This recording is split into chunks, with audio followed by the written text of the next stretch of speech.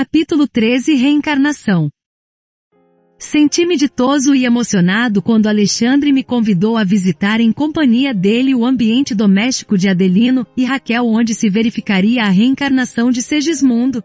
Profundo contentamento extravasava de meu espírito, porquanto era a primeira vez que iria tomar conhecimento direto com o fenômeno reencarnacionista.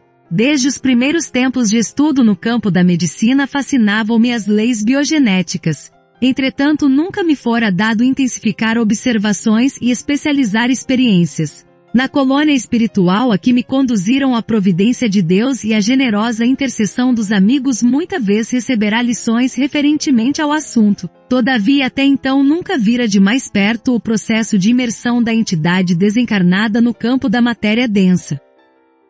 Em razão disso, acompanhei o prestimoso orientador com agradável e ansiosa expectativa.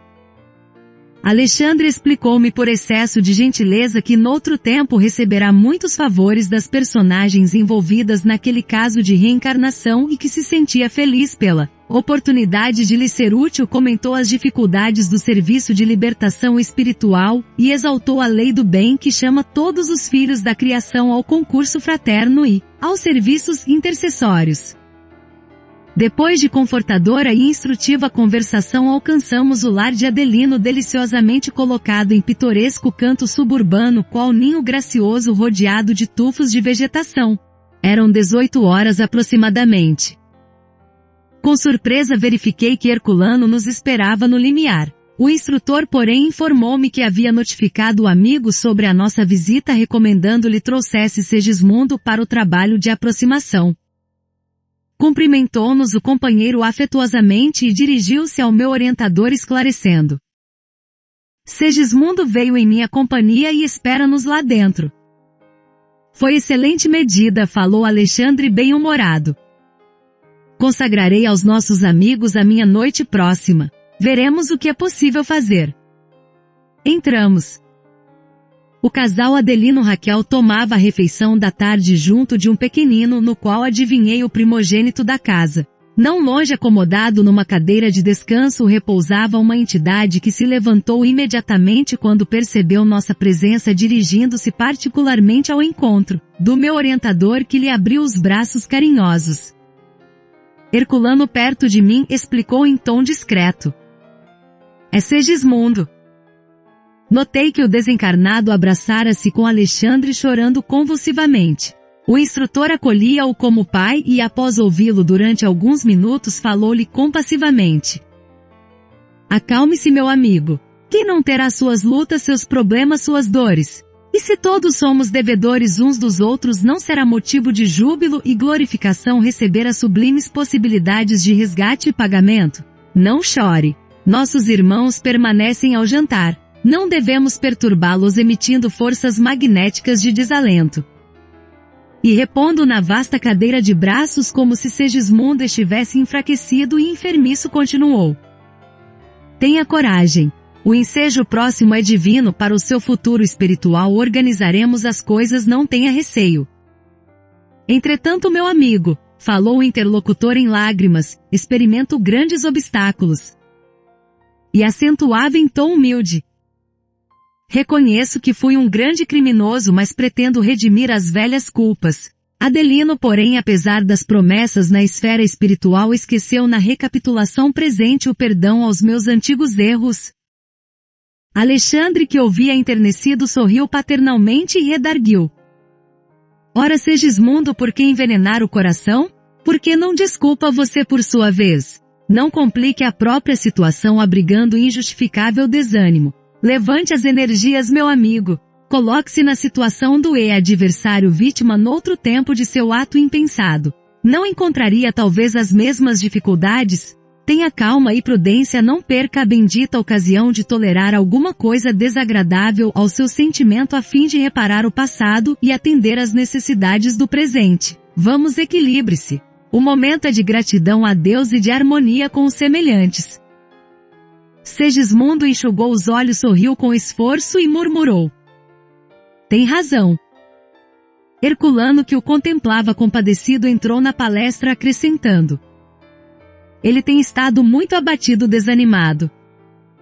É natural.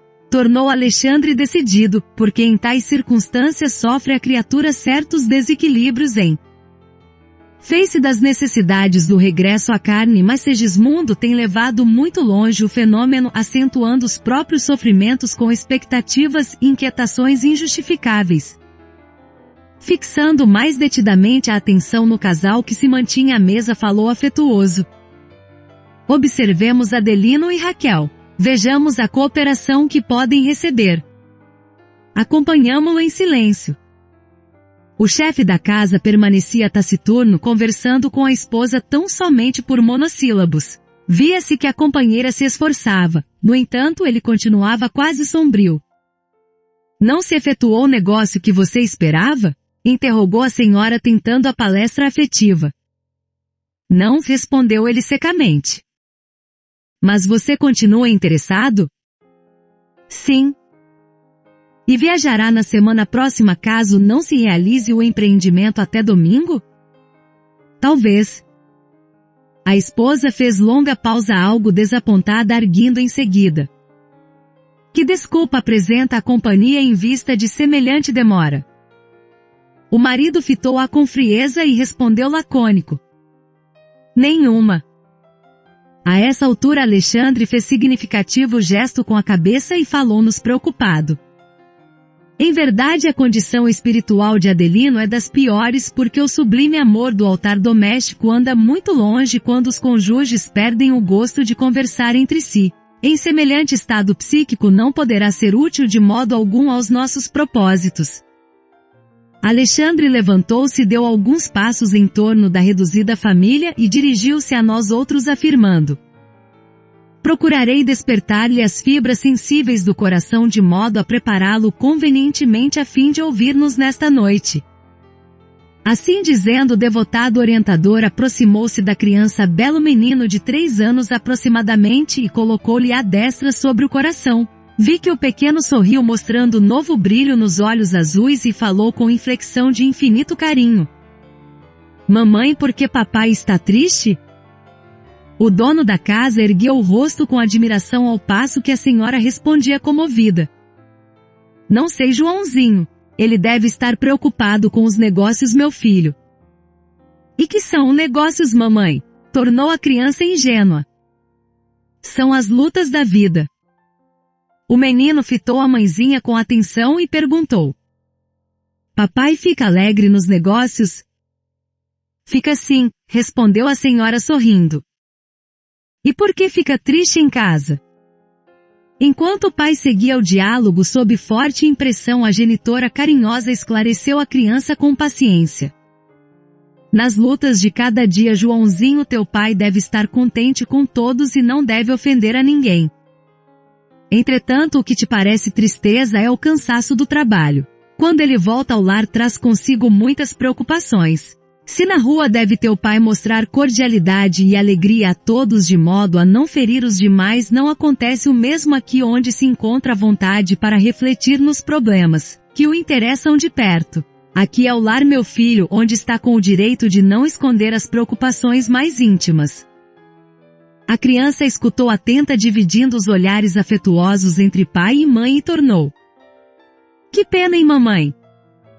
O chefe da pequena família, tocado nas fibras recônditas da alma pela ternura do filhinho e pela humildade sincera da companheira, sentiu que a nuvem de sombra dos seus próprios pensamentos dava lugar a repousantes sensações de alívio confortador. Sorriu repentinamente transformado e dirigiu-se ao pequeno com nova inflexão de voz.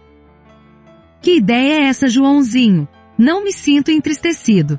Estou, aliás, satisfeitíssimo, como no último dia de nosso passeio à serra. Tua mãe explicou muito bem o que se passa. Quando teu pai estiver silencioso, não quer dizer que se encontra desalentado. Por vezes é preciso calar para pensar melhor.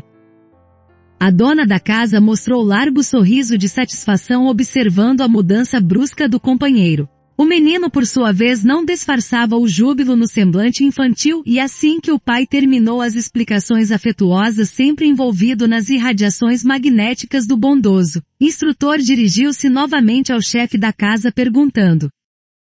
Papai, por que você não vem rezar de noite comigo? O genitor trocou expressivo olhar com a esposa e falou ao pequenino: tenho tido sempre muito serviço à noite, mas voltarei hoje mais cedo para acompanhar tuas preces. E sorrindo com paternal alegria acrescentou: já sabes orar sozinho? O pequeno redarguiu satisfeito: mamãe ensina-me todas as noites a rezar por você. Quer ver? E abandonando o talher instintivamente olhou para o alto de mãos postas e recitou: meu Deus, guarda o papai nos caminhos da vida, dá-lhe saúde, tranquilidade e coragem nas lutas de cada dia. Assim seja. O genitor, que se apresentará tão impenetrável e rude a princípio, mostrou os olhos rasos d'água sensibilizados nas fibras mais íntimas e fixando ternamente o filho murmurou: estás muito adiantado. Hoje, Joãozinho, rezarei também.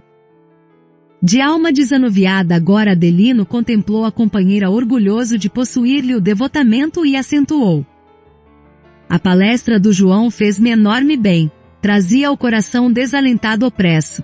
Eu mesmo não saberia definir meu estado d'alma. Há muitos dias minhas noites são agitadas, cheias de aflições e pesadelos. Tenho sonhado sistematicamente que alguém se aproxima de mim na qualidade de vigoroso inimigo. Por vezes rendo graças a Deus ao despertar pela manhã, porque me sinto mais à vontade enfrentando as máscaras humanas que lutando noite inteira em sonhos cruéis. A esposa admirada observou carinhosa: creio que deverias descansar um pouco. Comovido ante a delicadeza da mulher, Adelino continuou: tenho tido receio de mim mesmo. Tão logo me acomodo no leito, sinto instintivamente que uma sombra se aproxima de mim. Adormeço sob incrível ansiedade e o pesadelo começa sem que eu saiba explicar conscientemente coisa alguma. E os sonhos são sempre os mesmos? Indagou a esposa solicita. Sempre, respondeu ele com emoção. Vejo que um homem se aproxima de mim estendendo as mãos à maneira do mendigo vulgar a implorar socorro, mas ao lhe fixar a fisionomia inexplicável, terror invade-me o espírito. Tenho a impressão de que ele deseja assassinar-me pelas costas. Em certas ocasiões tento estender-lhe as mãos vencendo a impressão de pavor, entretanto fujo sempre num misto de ódio e repugnância. Oh, que pesadelos terríveis e longos! E modificando o tom de voz acrescentou: admito esteja eu sob fortes desequilíbrios nervosos sem atinar com o motivo. Por que não se submeter ao necessário tratamento médico? Perguntou a esposa afetuosa. O marido pensou alguns momentos como se o seu espírito vagueasse através de longínquas recordações.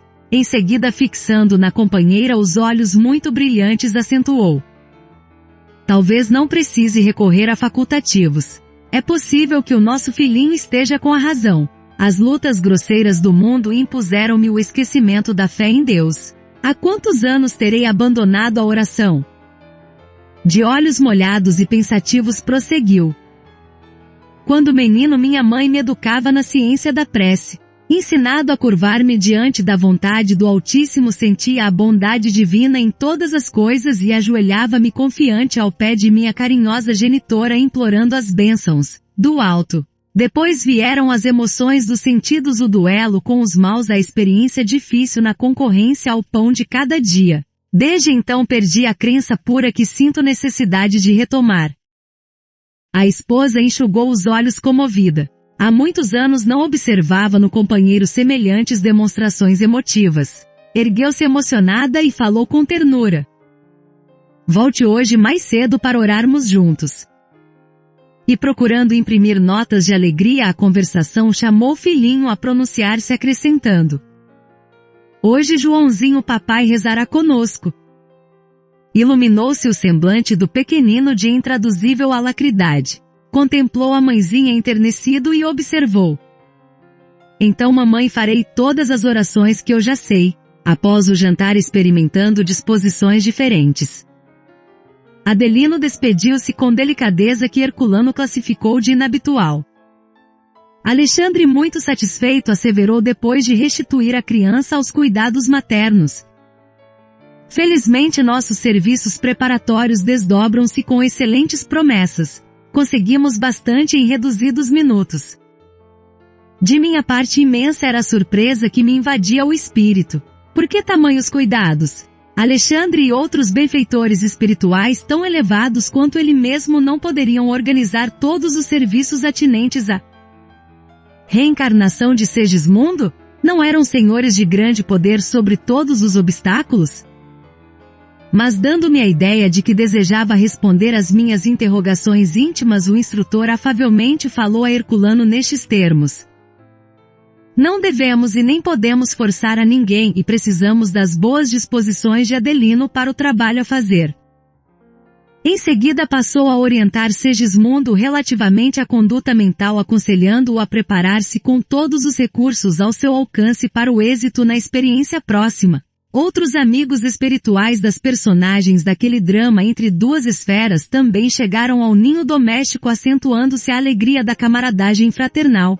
A presença do meu instrutor parecia incentivo a contentamento geral. Alexandre sabia conduzir a palestra elevada e comunicava seu valioso otimismo a todos os companheiros. Comentava-se a dificuldade da reencarnação em vista dos conflitos vibratórios causados pela incompreensão das criaturas terrestres quando o chefe da casa voltou ao lar, interessado em cultivar as doces emoções daquele dia. Agradavelmente surpreendidos, a esposa e o filhinho fizeram-lhe muita festa, encetando nova conversação confortadora e educativa. Fez-se mais de 1 hora de boa leitura e excelente troca de ideias, renovando Adelino os seus propósitos de reaver a serenidade íntima através de maior comunhão espiritual com a pequena família. Quando a mãezinha dedicada lembrou ao pequeno a necessidade de recolher-se, Joãozinho recordou a promessa paternal e indagou. Papai sabe o que devemos fazer antes da oração?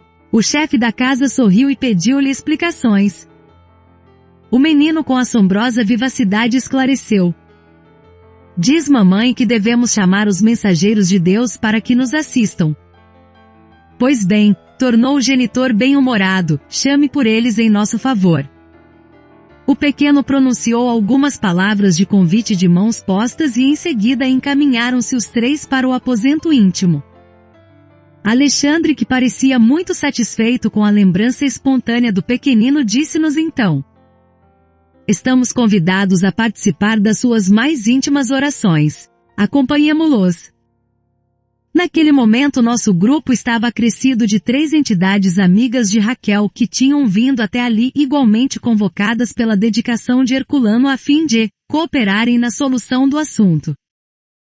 O quadro interior era dos mais comoventes. O pequenino pusera-se de joelhos e fazia a oração dominical com infantil emotividade. Adelino e a companheira seguiam-lhe a prece com grande atenção. Por nossa vez continuamos agora em silêncio a observar e colaborar naquele serviço espiritual com as melhores forças do sentimento. Notei que a esposa se achava rodeada de intensa luminosidade que, partindo de seu coração, envolvia o esposo e o pequenino em suaves irradiações. Muito sensibilizado, Adelino deixou escapar uma lágrima furtiva quando o filho, terminando as preces curtas em palavras e grandiosas em espiritualidade, lhe beijou carinhosamente as mãos. Mais alguns minutos e todos se recolhiam sob os cobertores felizes e tranquilos.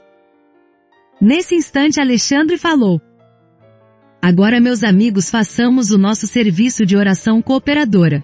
Precisamos conversar seriamente com Adelino relativamente à situação. O orientador pediu a proteção divina para o casal em voz alta, sendo acompanhado por nós em profundo silêncio. As vibrações do nosso pensamento em rogativa congregaram-se como parcelas de luminosas substâncias a se reunirem num todo, derramando-se sobre o leito conjugal quais correntes sutis de forças magnéticas revigorantes e regeneradoras. Foi então que vi Raquel abandonar o corpo físico dentro de luminosas irradiações, parecendo-me alheia à situação.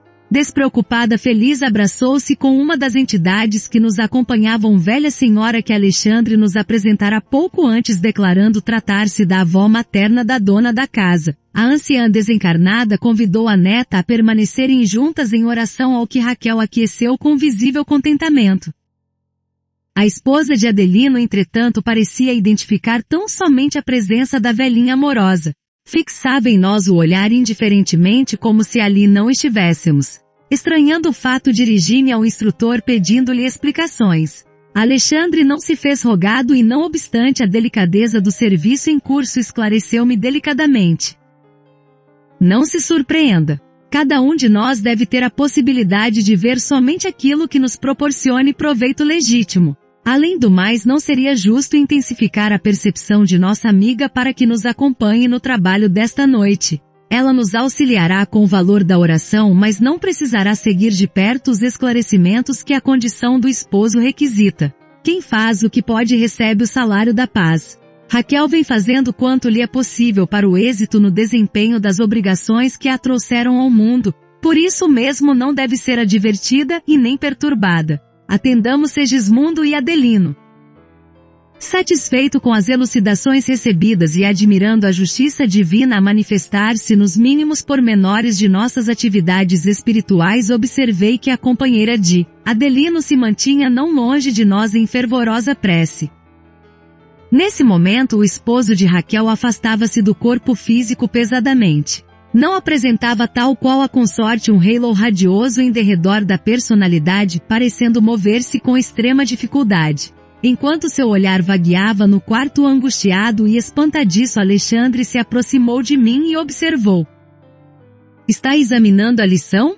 Repare as singularidades da vida espiritual. Adelino e Raquel são espíritos associados de muitas existências em comum, partilham o mesmo cálice de dores e alegrias terrestres. Na atualidade, seus corpos repousam um ao lado do outro no mesmo leito. Entretanto, cada um vive em plano mental diferente. É muito difícil estarem reunidas nos laços domésticos as almas da mesma esfera. Raquel, fora dos veículos de carne, pode ver a avózinha com quem se encontra ligada no mesmo círculo de elevação.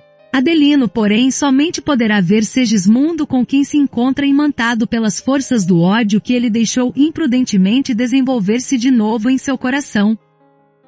A palavra do orientador, contudo, foi interrompida por um grito lancinante. Adelino, receoso identificar a presença do antigo adversário e espavorido, tentava correr inutilmente. Movimentava-se com dificuldade, ansioso de retomar o corpo físico à maneira de criança medrosa, procurando um refúgio, mas Alexandre, aproximando-se dele com amorosa autoridade, estendeu-lhe as mãos, das quais saíam grandes chispas de luz. Contido pelos raios magnéticos, o esposo de Raquel pôs-se a tremer, sentindo-se que ele começava a ver alguma coisa além da figura do ex-inimigo. Aos poucos, em vista das vigorosas emissões magnéticas de Alexandre, ele pôde ver nosso venerável orientador, com quem passou a sintonizar diretamente e caiu de joelhos em convulsivo pranto. Observei o pensamento de Adelino naquela hora comovedora e percebi que ele associava a visão radiosa às preces do filhinho. Ele via ali a estranha figura de Segismundo e a resplandecente presença de Alexandre e fazia intraduzível esforço para recordar-se de alguma coisa do passado distante que a sua memória não conseguia situar com exatidão. Supus naturalmente que o nosso mentor devia ser um emissário do céu para salvá-lo dos pesadelos cruéis, e ofuscado pela intensa luz soluçava genuflexo entre o medo e o júbilo, suplicando paz e proteção.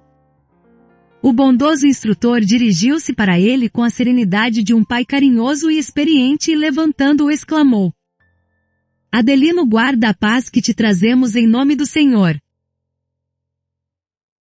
E, abraçando-o de encontro ao peito amigo, continuou: Que temes, meu irmão? Ergueu ele os olhos lacrimosos e, indicando Segismundo triste, alegou sentidamente: Mensageiro de Deus, livrai-me deste pesadelo infeliz. Se viestes trazido pelas orações de meu filho inocente, ajudai-me por caridade. E, apontando o pobre amigo, continuava: Este fantasma enlouquece-me. Sinto-me doente e desventurado. Alexandre, porém, fixando-o firmemente, indagou: É assim que recebes os irmãos mais infelizes? É assim que te portas ante os desígnios supremos? Onde puseste as noções de solidariedade humana? Por que fugir aos mais infortunados da sorte? É sempre muito fácil amar os amigos, admirar os bons, compreender os inteligentes, defender os familiares, entronizar as afeições, conservar os que nos estimam, louvar os justos, exaltar os heróis conhecidos. Mas se somos respeitáveis em semelhantes posições íntimas, é preciso reconhecer que elas traduzem serviço realizado em nosso processo evolutivo. Nós, porém, meu amigo, ainda não alcançamos a redenção final. Por isso mesmo a tempestade é nossa benfeitora, a dificuldade nossa mestra, o adversário instrutor eficiente. Modifica as vibrações de teus pensamentos. Recebe com caridade o mendigo que te bate à porta quando não tenhas adquirido ainda bastante luz para recebê-lo com o amor que Jesus nos ensinou. Impressionado com as palavras ouvidas pronunciadas com inflexão de ternura paternal, Adelino em lágrimas copiosas voltou-se para Segismundo encarando-o de frente. Alexandre, como se lhe aproveitasse a nova atitude, acentuou: contempla o pobrezinho que te pede socorro. Observa-lhe o estado de humilhação e necessidade. Imagina-te na posição dele e reflete. Não te doeria a indiferença dos outros? Não te dilaceraria a alma a crueldade alheia? Estimarias que alguém te classificasse de fantasma tão só pelas tuas demonstrações de sofrimento? Adelino, meu amigo, abre as portas do coração aos que te procuram em nome do poderoso Pai. O interpelado voltou-se qual criança medrosa, se fixando o mentor generoso falou: ó, mensageiro dos céus, tenho medo, muito medo. Algo existe entre este homem de sombra e eu, compelindo-me a profunda aversão. Creio que ele deseja roubar-me a vida, aniquilar a minha felicidade doméstica, envenenar-me o coração para sempre. Compreendi que a aproximação de Segismundo despertava em Adelino reencarnado as reminiscências do passado sombrio. Ele, a vítima de outro tempo, não conseguia localizar os fatos vividos, mas experimentava no plano emotivo as recordações imprecisas dos acontecimentos, cheias de ansiedades dolorosas. Fim do ligeiro intervalo, Alexandre objetou: não deves permitir a intromissão de forças negativas e destruidoras no campo íntimo da alma. É sempre possível transformar o mal em bem quando a firme disposição da criatura no serviço de fidelidade ao Senhor. Considera, meu amigo, as grandes verdades da vida eterna. Ainda que este irmão te procurasse na condição de um adversário, ainda que ele te buscasse como inimigo feroz, deverias abrir-lhe o espírito fraternal. Toda reconciliação é difícil quando somos ignorantes na prática do amor, mas sem a reconciliação humana jamais seria possível nossa integração gloriosa com a divindade. E porque o esposo de Raquel chorasse copiosamente, o orientador observou: não chores. Equilibra o coração e aproveita a sagrada oportunidade. Adelino então enxugou as lágrimas e pediu humilde: auxiliai-me por amor de Deus. Sentindo-lhe a sinceridade profunda, o instrutor convidou Segismundo a aproximar-se. Ele levantou-se cambaleante e angustiado. Amparando a ex-vítima, Alexandre indicou-lhe a figura do ex-assassino e apresentou: este é o nosso amigo Segismundo, que necessita de tua cooperação no serviço redentor. Estende-lhe as mãos fraternas e atende em nome de Jesus. Adelino não hesitou e, embora o grande esforço íntimo visível à nossa percepção espiritual, apertou a destra do adversário fundamente comovido. Perdoe-me, irmão, murmurou Segismundo com infinita humildade. O Senhor recompensá-lo-á pelo bem que me faz. O marido de Raquel fixou nos olhos como a dissipar as derradeiras sombras do desentendimento e redarguiu: disponha de mim, serei seu amigo. O ex-homicida inclinou-se respeitoso e beijou-lhe a mão. O ato espontâneo de Segismundo conquistara-o. Não podia ser mau aquele espírito angustiado e triste que lhe osculava as mãos com veneração e carinho. Foi então que viu um fenômeno singular. O organismo perispiritual de Adelino parecia desfazer-se de pesadas nuvens que se rompiam de alto a baixo, revelando-lhe as características luminosas. Irradiações suavíssimas aureolavam-lhe agora a personalidade, deixando perceber a sua condição elevada e nobre. Herculano junto de mim falou-me em tom discreto. O perdão de Adelino foi sincero. As sombras espessas do ódio foram efetivamente dissipadas. Louvado seja Deus! Alexandre abraçou as duas almas reconciliadas e renovou-lhes fraternal observação repassada de sabedoria e ternura. Em seguida recomendou ao esposo de Raquel que descansasse da luta, dispondo-se a sair em nossa companhia. Notei que marido e mulher, impulsionados pelos amigos espirituais ali presentes, voltavam ao corpo físico a fim de permutarem impressões referentemente aos fatos que classificariam de sonhos dentro da coloração mental de cada um. Ao se retirar, Alexandre, satisfeito, comentou paternalmente: com o auxílio de Jesus a tarefa foi executada com êxito. E fixando Segismundo acrescentou: creio que na próxima semana poderá iniciar o seu serviço definitivo de reencarnação. Acompanhá-lo-emos com carinho. Não receie coisa alguma. Enquanto Segismundo sorria resignado e confiante, o orientador dirigiu-se a Herculano explicando-se: já observei o gráfico referente ao organismo físico que o nosso amigo receberá de futuro, verificando de perto as imagens da moléstia do coração que ele sofrerá na idade madura como consequência da falta cometida no passado. Segismundo experimentará grandes perturbações dos nervos cardíacos, mormente os nervos do tônus. Entretanto, e nesse momento concentrou toda a sua atenção no interessado, é necessário que você lhe faça ver que as provas de resgate legítimo inclinam a alma encarnada a situações periclitantes e difíceis na recapitulação das experiências. Todavia não obrigam a novas quedas espirituais quando dispomos de verdadeira boa vontade no trabalho de elevação. O aprendiz aplicado pode ganhar muito tempo e conquistar imensos valores se de fato procura conhecer as lições e pô-las em prática. A justiça divina nunca foi exercida sem amor. E quando a fidelidade sincera ao Senhor permanece viva no coração dos homens, há sempre lugar para o acréscimo de misericórdia, a que se referia Jesus em seu apostolado.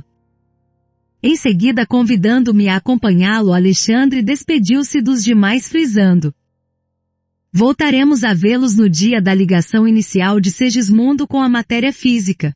Preciso cooperar na ocasião com os nossos amigos construtores, aos quais pedi me apresentassem os mapas cromossômicos referentemente aos serviços a serem encetados. Separamo-nos.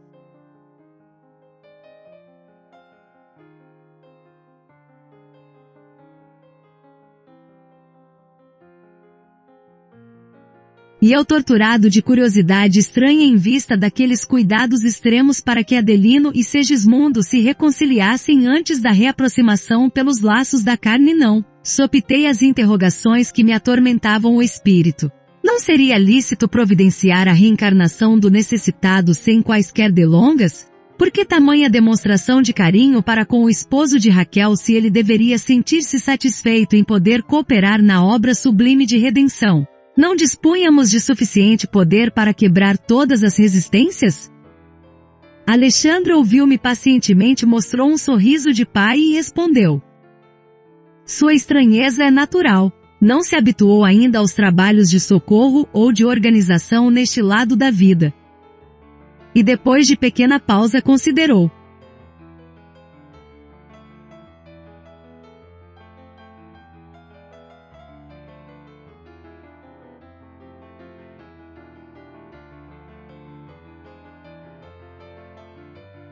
cada homem, como cada espírito, é um mundo por si mesmo, e cada mente é como um céu. Do firmamento descem raios de sol e chuvas benéficas para a organização planetária, mas também no instante do atrito de elementos atmosféricos desse mesmo céu procedem as faíscas destruidoras. Assim a mente humana. Dela se originam as forças equilibrantes e restauradoras para os trilhões de células do organismo físico. Mas quando perturbada, emite raios magnéticos de alto poder destrutivo para as comunidades celulares que a servem. O pensamento envenenado de Adelino destruía a substância da hereditariedade, intoxicando a cromatina dentro da própria bolsa seminal. Ele poderia atender aos apelos da natureza entregando-se à união sexual, mas não atingiria os objetivos sagrados da criação, porque pelas disposições lamentáveis de sua vida íntima estava aniquilando as células criadoras ao nascerem, e quando não as aniquilasse por completo, intoxicava os genes do caráter, dificultando-nos a ação. Ora, no caso de Segismundo unido a ele em processo ativo de redenção, não podemos dispensar-lhe o concurso amoroso e fraterno. Daí a necessidade desse trabalho intenso para despertar-lhe os valores afetivos. Somente o amor proporciona à vida alegria e equilíbrio. Modificado em sua posição íntima, Adelino emitirá doravante forças magnéticas protetoras dos elementos destinados ao serviço elevado da procriação. A palavra do orientador não podia ser mais lógica. Começava agora a compreender o sentido sublime do trabalho que se realizará para que o esposo de Raquel se fizesse mais humano e mais doce. Como não encontrasse expressões para definir meu assombro, Alexandre sorriu e acentuou depois de longo intervalo. Segundo pode observar, não existem por aqui milagres para o culto do menor esforço. E quando ensinamos em toda parte a necessidade da prática do amor, não procedemos obedientes a meros princípios de essência religiosa, mas atendendo a imperativos reais da própria vida. No curso de seus esclarecimentos alusivos ao interessante caso de Segismundo, o bondoso instrutor ferir assuntos de grande relevância para mim, mencionar a união sexual e designar o trabalho criador como seu objetivo sagrado. Não seria esse o momento oportuno de ouvi-lo mais extensamente em respeito ao delicado assunto? Criveio de interrogações ansiosas. Alexandre não se mostrou surpreendido e ouviu minhas perguntas com imperturbável serenidade. Quando me coloquei na atitude de expectativa, respondeu amavelmente. O sexo tem sido tão aviltado pela maioria dos homens reencarnados na crosta que é muito difícil para nós outros por enquanto elucidar o raciocínio humano com referência ao assunto. Basta dizer que a união sexual entre a maioria dos homens e mulheres terrestres se aproximam demasiadamente das manifestações dessa natureza entre os irracionais. No capítulo de relações dessa espécie há muita inconsciência criminosa e indiferença sistemática às leis divinas. Desse plano não seria razoável qualquer comentário de nossa parte. Trata-se de um domínio de semibrutos onde muitas inteligências admiráveis preferem demorar em baixas correntes evolutivas. É inegável que também aí funcionam as tarefas de abnegados construtores espirituais que colaboram na formação básica dos corpos destinados a servirem às entidades que reencarnam nesses círculos mais grosseiros. Entretanto, é preciso considerar que o serviço em semelhante esfera é levado a efeito em massa com características de mecanismo primitivo. O amor nesses planos mais baixos é tal qual o ouro perdido em vasta quantidade de ganga, exigindo largo esforço e laboriosas experiências para revelar-se aos entendidos. Entre as criaturas, porém, que se encaminham de fato aos montes de elevação, a união sexual é muito diferente. Traduz a permuta sublime das energias perispirituais, simbolizando alimento divino para a inteligência e para o coração e força criadora não somente de filhos carnais, mas também de obras e realizações generosas da alma para a vida eterna. Alexandre fez ligeira pausa, sorriu paternalmente e continuou. Lembre-se, André, de que me referi a objetivos sagrados da criação e não exclusivamente ao trabalho procriador. A procriação é um dos serviços que podem ser realizados por aquele que ama sem ser o objeto exclusivo das uniões. O espírito que odeia ou que se coloca em posição negativa diante da lei de Deus não pode criar vida superior em parte alguma. Compreendi que o problema era muito difícil de ser explanado, mas como se quisesse desfazer todas as minhas dúvidas, o dedicado instrutor prosseguiu após breve interrupção. É necessário deslocar a concepção do sexo abstendo-nos de situá-la tão somente em determinados órgãos do corpo transitório das criaturas. Vejamos o sexo como qualidade positiva ou passiva, emissora ou receptora da alma. Chegados a esse entendimento, verificamos que toda manifestação sexual evolui com o ser. Enquanto nos mergulhamos no charco das vibrações pesadas e venenosas, experimentamos nesse domínio simplesmente sensações. À medida que nos dirigimos a caminho do equilíbrio, colhemos material de experiências proveitosas, oportunidades de retificação, força, conhecimento, alegria e poder. Em nos harmonizando com as leis supremas, encontramos a iluminação e a revelação, enquanto os espíritos superiores colhem os valores da divindade. Substituamos as palavras união sexual por união de qualidades, e observaremos que toda a vida universal se baseia nesse divino fenômeno cuja causa reside no próprio Deus Pai, Criador de todas as coisas e de todos os seres. As palavras de Alexandre abriam-me novos horizontes ao pensamento. As questões obscuras do tema tornavam-se claras ao meu campo mental, fazendo-me sentir que os intervalos da conversação se destinavam a fornecer-me tempo de meditar. O benevolente orientador continuou depois de longa pausa. Essa união de qualidades entre os astros chama-se magnetismo planetário da atração entre as almas, denomina-se amor entre os elementos químicos, é conhecida por afinidade. Não seria possível, portanto, reduzir semelhante fundamento da vida universal circunscrevendo-o a meras atividades de certos órgãos do aparelho físico. A paternidade ou a maternidade é tarefa sublime, não representam, porém, os únicos serviços divinos no setor da criação infinita. O apóstolo que produz no domínio da virtude da ciência ou da arte vale-se dos mesmos princípios de troca apenas com a diferença de planos, porque para ele a permuta de qualidade se verifica em esferas superiores. Há fecundações físicas e fecundações psíquicas. As primeiras exigem as disposições da forma a fim de atenderem a exigências da vida em caráter provisório no campo das experiências necessárias. As segundas, porém, prescindem do cárcere de limitações e efetua-se nos resplandecentes domínios da alma em processo maravilhoso de eternidade. Quando nos referimos ao amor do Onipotente, quando sentimos sede da divindade, nossos espíritos não procuram outra coisa senão a troca de qualidades com as esferas sublimes, do universo sequiosos do eterno princípio fecundante. Alexandre fez longa pausa como se ele mesmo permanecesse embevecido com semelhantes evocações. Por minha vez achava-me deslumbrado. Nunca ouvirá definições tão profundas referentemente à posição do sexo na vida universal.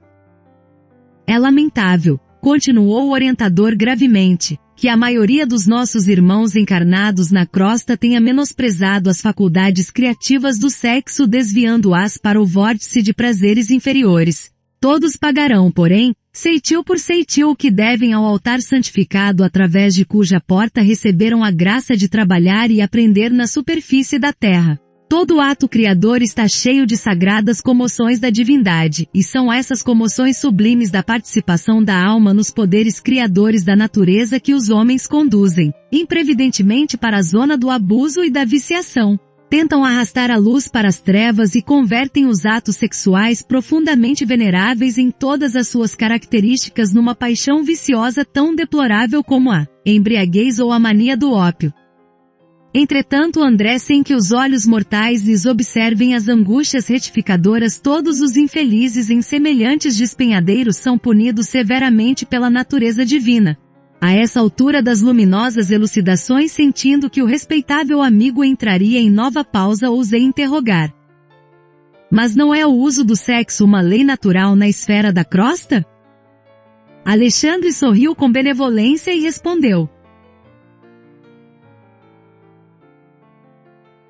Ninguém contesta esse caráter das manifestações sexuais nos círculos da carne, mas todas as leis naturais na experiência humana devem ser exercidas como em toda parte sobre as bases da lei universal do bem e da ordem. Quem foge ao bem é defrontado pelo crime, quem foge à ordem cai no desequilíbrio. As uniões sexuais, portanto, que se efetuem à distância desses sublimes imperativos transformam-se em causas geradoras de sofrimento e perturbação. Ao demais, não devemos esquecer que o sexo na existência humana pode ser um dos instrumentos do amor sem que o amor seja o sexo. Por isso mesmo os homens e as mulheres cuja alma se vai libertando dos cativeiros da forma física escapam gradativamente do império absoluto das sensações carnais. Para eles a união sexual orgânica vai deixando de ser uma imposição porque aprendem a trocar os valores divinos da alma entre si, alimentando-se reciprocamente através de permutas magnéticas não menos valiosas para os setores da criação infinita, gerando realizações espirituais para a eternidade gloriosa sem qualquer exigência dos atritos celulares. Para esse gênero de criaturas a união reconfortadora e sublime não se acha circunscrita à emotividade de alguns minutos, mas constitui a integração de alma com alma através da vida inteira no campo da espiritualidade superior. Diante dos fenômenos da presença física bastam-lhes na maioria das vezes o olhar, a palavra, o simples gesto de carinho e compreensão para que recebam o magnetismo criador do coração amado, impregnando-se de força e estímulo para as mais difíceis edificações. Imprimiu Alexandre pequeno intervalo à palestra e em seguida, abanando a cabeça significativamente, observou. Não há criação sem fecundação. As formas físicas descendem das uniões físicas. As construções espirituais procedem das uniões espirituais. A obra do universo é filha de Deus. O sexo, portanto, como qualidade positiva ou passiva dos princípios e dos seres é manifestação cósmica em todos os círculos evolutivos até que venhamos a atingir o campo da harmonia perfeita onde essas qualidades se equilibram no seio da divindade. Não ousei quebrar o silêncio que se seguiu. O venerando instrutor engolfado em profundos pensamentos não mais voltou ao assunto compelindo-me talvez a meditações mais edificantes. Esperei ansioso o instante de tornar as observações do caso Segismundo. O estudo que encetara era verdadeiramente fascinador. Foi por isso com justificada alegria que recebi o convite de Alexandre para o regresso ao lar de Adelino. O bondoso orientador alegava que era preciso visitar o casal e o amigo em processo reencarnacionista na véspera da primeira ligação com a matéria orgânica. Chegados à moradia nossa conhecida encontramos Herculano e Segismundo em companhia de outras entidades. Alexandre informou-me tratar-se de espíritos construtores que iam cooperar na formação fetal do nosso amigo. Como da outra vez banhava-se o ninho doméstico na luz crepuscular mantendo-se a pequena família no mesmo ato de refeição. Adelino, porém, demonstrava diferente posição espiritual cercava o claro ambiente de otimismo, delicadeza e alegria. Meu amável instrutor, muito satisfeito com a nova situação, passou a examinar os mapas cromossômicos com a assistência dos construtores presentes. Em vão procurava compreender aqueles caracteres singulares semelhantes a pequeninos arabescos francamente indecifráveis ao meu olhar. Alexandre, porém, sempre gentil e benevolente, acentuou: "Este não é um estudo que você possa entender por enquanto. Estou examinando a geografia dos genes nas estrias cromossômicas a fim de certificar-me até que ponto poderemos colaborar em favor de nosso amigo Segismundo com recursos magnéticos para a organização das propriedades hereditárias." Conformei-me e passei a observar Segismundo, que parecia extenuado, abatido. Não conseguia manter-se sentado. Assistido pela dedicação de Herculano, conversava dificilmente conosco estirado numa cama em grande prostração. Demonstrava-se satisfeito com a minha simpatia fraternal, e enquanto os demais lhe estudavam a situação entretive com ele conversação rápida que me deu a conhecer mais uma vez a penosa impressão dos que se encontram no limiar de nova experiência terrestre. Já estive mais animado, disse-me ele triste, entretanto agora falece-me a energia. Sinto-me fraco e incapacitado. Enquanto lutei por obter a transformação de meu futuro pai, experimentava mais confiança e serenidade. Agora, porém que consegui a dádiva do retorno à luta, tenho receio de novos fracassos. Tenha calma, respondi confortando-o, a sua oportunidade de redenção é das melhores. Além disso, muitos companheiros segui-lo de perto colaborando em seu êxito no porvir. O interlocutor sorriu com dificuldade e observou: "Sim, reconheço. Dentre todos os irmãos que me assistem agora, Herculano me acompanhará com desvelo e constância. Bem sei. No entanto, o renascimento na carne com os valores espirituais que já possuímos representa um fato gravíssimo em nosso processo de elevação. Ai de mim se cair outra vez." Dirigia-lhe exortações de coragem e bom ânimo quando o meu orientador, dando por fim do exame da documentação, se aproximou de nós ambos e falou-lhe com afetuosa autoridade: "Segismundo, é incrível que desfaleça no momento culminante de suas atuais realizações. Restaure a sua fé, regenere a esperança, porque você não pode entrar na corrente material à maneira dos nossos irmãos ignorantes e infelizes que reclamam quase absoluto estado de inconsciência para penetrarem de novo o santuário maternal. Não deixe de cooperar com a sua confiança em nosso labor para o seu próprio benefício. Dê trabalho à sua imaginação criadora. Mentalize os primórdios da condição fetal formando em sua mente o modelo adequado. Você encontrará na maternidade nobre de Raquel os mais eficientes auxílios e receberá de nós outros a mais decidida colaboração. Entretanto, lembre-se de que o seu trabalho individual será muito importante no setor da adaptação e da recepção para que triunfe na presente oportunidade. Não perca tempo em expectativas ansiosas cheias de dores e apreensões. Levante o padrão de suas forças morais." Segismundo ouviu respeitoso a advertência. Reconheci que as palavras reconfortantes de Alexandre se fizeram seguir de maravilhoso efeito. Segismundo melhorou repentinamente, esforçando-se por alijar a carga de preocupações inúteis. Impressionado com o esclarecimento do prestimoso mentor, não hesitei em dirigir-lhe nova consulta. Existem então, perguntei sob forte interesse, aqueles que reencarnam inconsciente do ato que realizam? Certamente, respondeu ele solícito, assim também como desencarnam diariamente na crosta milhares de pessoas sem a menor noção do ato que experimentam. Somente as almas educadas têm compreensão real da verdadeira situação que se lhes apresenta em frente da morte do corpo. Do mesmo modo aqui, a maioria dos que retomam a existência corporal na esfera do globo é magnetizada pelos benfeitores espirituais que lhes organizam novas tarefas redentoras e quantos recebem semelhante auxílio são conduzidos ao templo maternal de carne como crianças adormecidas. O trabalho inicial que a rigor lhes compete na organização do feto passa a ser executado pela mente materna e pelos amigos que os ajudam de nosso plano. São inúmeros os que regressam à crosta nessas condições, reconduzidos por autoridades superiores de nossa esfera de ação em vista das necessidades de certas almas encarnadas de certos lares e determinados agrupamentos. A explicação não podia ser mais lógica e uma vez ainda admirei no amoroso amigo o dom da clareza e da simplicidade. Demoramo-nos por mais algum tempo naquele ninho acolhedor e ao despedir-se quase à meia-noite após reconfortar o espírito de Segismundo, Alexandre dirigiu-se a Herculano e aos construtores nestes termos. Voltaremos na noite de amanhã para a ligação inicial fazendo a entrega de nosso irmão reencarnante aos nossos amigos. Um dos espíritos construtores que parecia o chefe do grupo em operações abraçou-o comovidamente e falou. Contamos com o seu concurso para a divisão da cromatina no útero materno. Com muito prazer, redarguiu bem-humorado.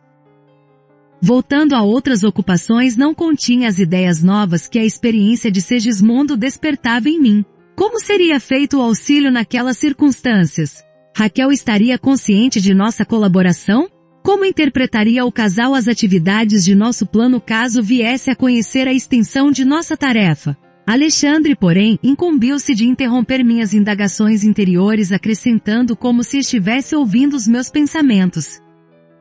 Em casos dessa natureza, André, a nossa intervenção desenvolve-se com a mesma santidade que caracteriza o concurso de um médico responsável e honesto ao praticar a intervenção no parto comum. A modelagem fetal e o desenvolvimento do embrião obedecem a leis físicas naturais, qual ocorre na organização de formas em outros reinos da natureza, mas em todos esses fenômenos os ascendentes de cooperação espiritual coexistem com as leis de acordo com os planos de evolução ou resgate. Nosso concurso, portanto, em processos tais é uma das tarefas mais comuns.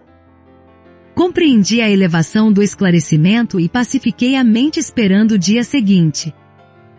Escoadas, porém, as horas do dia, a curiosidade voltou a espicaçar-me. Em que momento deveríamos buscar a moradia de Adelino? Sem qualquer intenção menos digna, preocupava-me o instante da primeira ligação de Segismundo à matéria. Agiria Alexandre no momento da união sexual ou o fenômeno obedeceria a diferentes determinações? Meu orientador sorria em silêncio, compreendendo minha tortura mental. As horas sucediam-se umas às outras e observando minha impaciência, Alexandre esclareceu-me bondoso. Não é necessária a nossa presença ao ato de união celular. Semelhantes momentos do tálamo conjugal são sublimes e invioláveis nos lares em bases retas. Você sabe que a fecundação do óvulo materno somente se verifica algumas horas depois da união genesíaca. O elemento masculino deve fazer extensa viagem antes de atingir o seu objetivo. E sorrindo acrescentou. Temos tempo. Compreendi a delicadeza dos esclarecimentos e sequioso de informações referentes ao assunto e interroguei. Com relação às uniões sexuais, de acordo com o seu parecer, todas elas são invioláveis? Isto não, aduziu o instrutor atencioso, você não deve esquecer que aludia aos lares em bases retas. Todos os encarnados que edificam o ninho conjugal sobre a retidão conquistam a presença de testemunhas respeitosas que lhes garantem a privacidade dos atos mais íntimos. consolidando-lhes as fronteiras vibratórias e defendendo-as contra as forças menos dignas, tomando por base de seus trabalhos os pensamentos elevados que encontram no ambiente doméstico dos amigos. Não ocorre o mesmo, entretanto, nas moradias cujos proprietários escolhem baixas testemunhas espirituais buscando-as em zonas inferiores. A esposa infiel aos princípios nobres da vida em comum e o esposo que põe sua casa em ligação com o meretrício não devem esperar que seus atos afetivos permaneçam coroados de veneração e santidade. Suas relações mais íntimas são objeto de participação das desvairadas testemunhas que escolheram. Tornam-se vítimas inconscientes de grupos perversos que lhes partilham as emoções de natureza fisiológica, induzindo-as à mais dolorosa viciação. Ainda que esses cônjuges infelizes estejam temporariamente catalogados no pináculo das posições sociais humanas, não poderão trair a miserável condição interior sequiosos, que vivem de prazeres criminosos dominados de estranha e incoercível volúpia. A resposta impressionante de Alexandre surpreendeu-me. Compreendi com mais intensidade que cada um de nós permanece com a própria escolha de situação em todos os lugares. Todavia nova questão surgia-me no cérebro e procurei movimentá-la para melhor aclarar o raciocínio. Entendo a magnitude de suas elucidações, afirmei respeitoso. Entretanto, considerando o perigo de certas atitudes inferiores dos que assumem o compromisso da fundação de um lar, que condição, por exemplo, é a da esposa fiel e devotada ante um marido desleal e aventureiro no campo sexual? Permanecerá a mulher nobre e santa à mercê das criminosas testemunhas que o homem escolheu? Não, disse ele veemente, o mal não pode perturbar o que é genuinamente bom. Em casos dessa espécie, a esposa garantirá o ambiente doméstico, embora isto lhe custe as mais difíceis abnegações e pesados sacrifícios. Os atos que lhe exijam a presença enobrecedora são sagrados, ainda que o companheiro na vida comum se tenha colocado em nível inferior aos brutos. Em situações como essa, no entanto, o marido imprevidente torna-se paulatinamente cego à virtude e converte-se por vezes no escravo integral das entidades perversas que tomou por testemunhas habituais, presentes em todos os seus caminhos e atividades fora do santuário da família. Chegado a esse ponto, é muito difícil impedir-lhe a queda nos desfiladeiros fatais do crime e das trevas. Oh, meu Deus! Exclamei. Quanto trabalho esperando o concurso das almas corajosas, quanta ignorância a ser vencida. Você diz bem, acrescentou o orientador gravemente, porque de fato a maioria das tragédias conjugais se transfere para além-túmulo, criando pavorosos infernos para aqueles que as viveram na crosta do mundo. É muito doloroso observar a extensão dos crimes perpetrados na existência carnal, e ai dos desprevenidos que não se esforçam a tempo no sentido de combater as paixões baixas. Angustioso lhes é aqui o despertar. Calei-me e Alexandre pensativo entrou também em silêncio profundo, dando-me a entender suas admiráveis faculdades de concentração. Eram aproximadamente 22 horas quando nos pusemos a caminho da residência de Raquel. A pequena família acabava de recolher-se. Herculano e os demais receberam-nos com inequívocas demonstrações de carinho. O chefe dos construtores dirigiu-se ao meu instrutor nestes termos. Esperávamos pela sua colaboração para iniciarmos o serviço magnético no paciente. Passamos em seguida à pequena câmara onde Segismundo repousava. Permanecia ele aflito, de olhar triste e vagueante. Não pude sopitar uma interrogação. Por que motivo Segismundo sofre tanto? Indaguei de Alexandre em tom discreto. Desde muito e particularmente desde a semana passada está em processo de ligação fluídica direta com os futuros pais.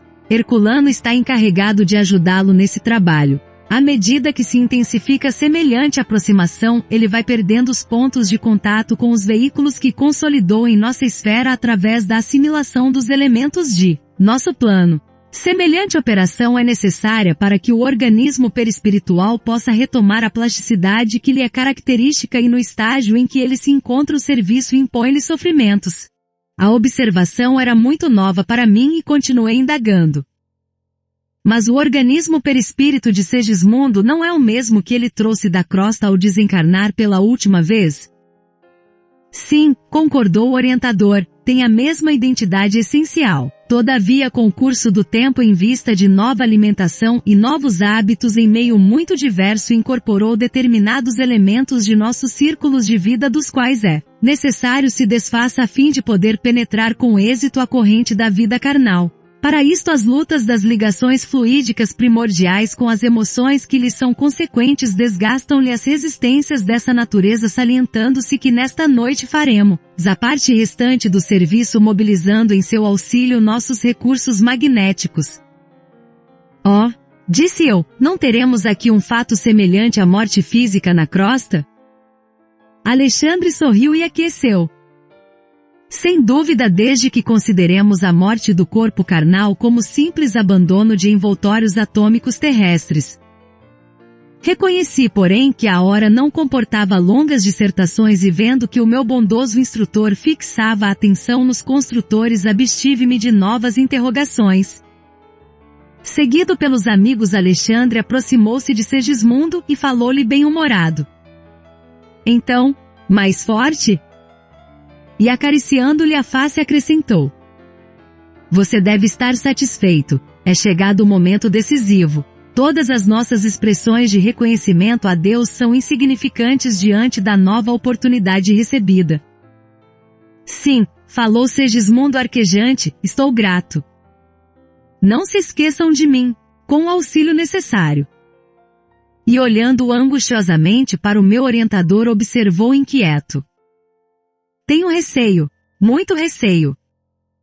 Alexandre sentou-se paternalmente ao lado dele e disse-lhe com ternura.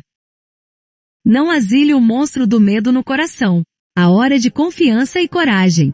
Ouça Segismundo. Se você guarda alguma preocupação, dívida conosco, os seus pesares, fale de tudo que constitua dificuldade em seu íntimo. Abra sua alma, querido amigo. Lembre-se de que o instante da passagem definitiva de plano se aproxima. Torna-se indispensável manter o pensamento puro, lavado de todos os detritos. O interlocutor deixou cair algumas lágrimas e conversou com esforço. Sabe que empreendi pequenina obra de socorro nas cercanias de nossa colônia espiritual. A obra foi autorizada pelos nossos maiores, apesar do bom funcionamento. Sinto que não está terminada e que tenho em sua estrutura grandes responsabilidades. Não sei se fiz bem, pedindo agora o retorno à crosta do mundo antes de consolidar meu trabalho.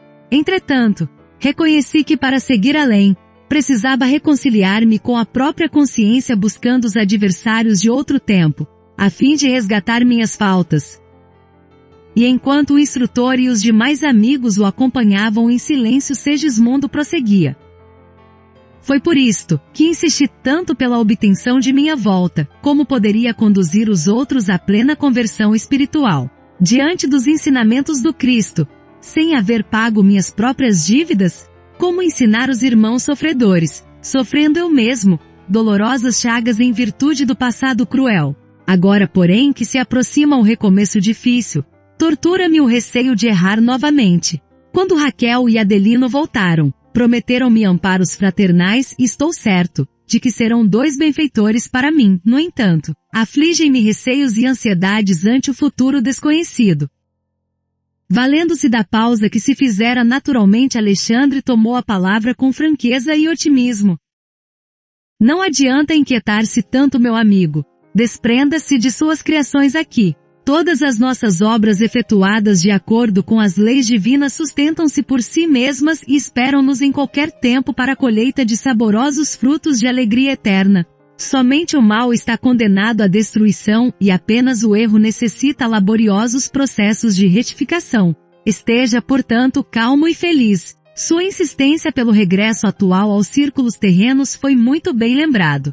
O resgate do desvio de outra época concederá ao seu espírito uma luz nova e mais brilhante. Persevere no seu propósito. Valer-se da escola, receber-lhe a orientação sublime, assenhorear-se-lhe dos benefícios representa a maior felicidade do aluno fiel.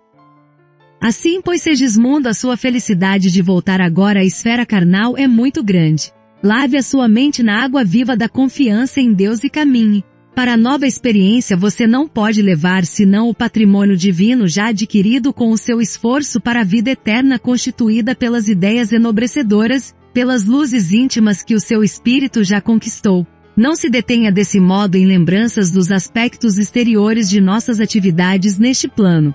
Persistir em semelhantes estados d'alma poderá trazer consequências muito graves porquanto a sua inadaptação perturbaria o desenvolvimento fetal e determinaria a morte prematura de seu novo aparelho físico no período infantil. Não se prenda a receios pueris.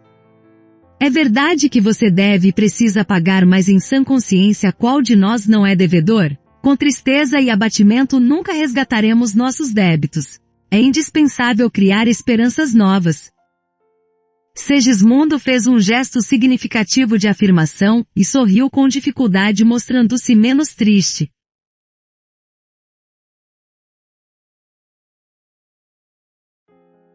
Não perturbe o seu trabalho valioso do momento. Recorde as graças que temos recebido e não tema. Calando-se o mentor, notei que Segismundo, sob forte emoção, não conseguia recursos para manter a palestra. Viu, porém, tomar a destra de Alexandre com infinito esforço, beijando-a respeitoso em sinal de reconhecimento. Ponderei então no concurso enorme que todos recebemos ao regressar ao círculo carnal. Aqueles devotados benfeitores auxiliavam Segismundo desde o primeiro dia e ainda ali diante do possível recuo do interessado eles mesmos se mostravam dispostos a consolar-lhe todas as tristezas, levantando-lhe o ânimo para o êxito final. Os espíritos construtores começaram o trabalho de magnetização do corpo perispirítico, no que eram amplamente secundados pelo esforço do abnegado orientador que se mantinha dedicado e firme em todos os campos de serviço. Sem que me possa fazer compreendido de pronto pelo leitor comum, devo dizer que alguma coisa da forma de Segismundo estava sendo eliminada.